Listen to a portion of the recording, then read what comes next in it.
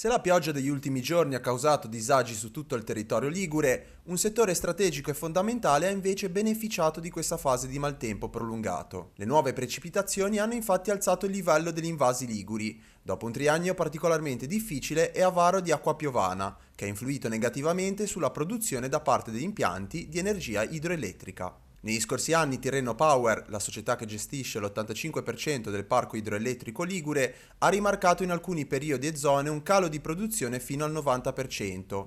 I primi mesi del 2024 sembrano poter invertire la tendenza. È un anno che è assolutamente straordinario, quasi rispetto al trend degli ultimi anni, che era assolutamente un trend di tipo siccitoso. Noi negli ultimi anni abbiamo registrato un calo delle produzioni estremamente correlato al calo della piovosità, di quasi addirittura il 90% nel Savonese, un 50% del Levante e comunque anche un buon 50% nella zona di estremo ponente. Questo fa sì che questa abbondanza di acqua sia nei fiumi sia nei nostri invasi fa sì che le centrali idroelettriche del parco di Tirreno Power possano finalmente generare una condizione che in questi mesi dell'anno ha sempre visto gli impianti produrre e invece negli anni scorsi li vedeva estremamente fermi con i livelli bassi.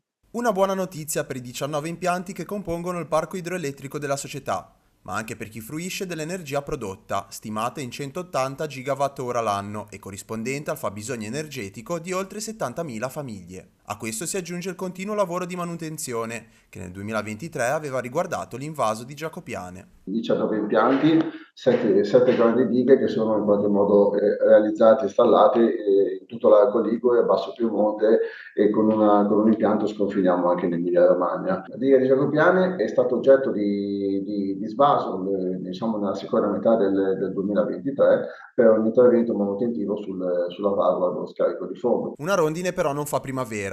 Così, dopo un periodo finalmente positivo, bisogna pensare al futuro e ai suoi cambiamenti. In primis quello climatico, a cui si può rispondere con il miglioramento dell'efficienza degli impianti, da costruire attraverso la manutenzione di un parco idroelettrico funzionante ma spesso datato, e con il riconoscimento di queste strutture come presidi fondamentali del nostro territorio. Questi impianti comunque continuano a essere strategici anche nella transizione energetica e sono comunque impianti che permettono di produrre energia pulita, energia verde.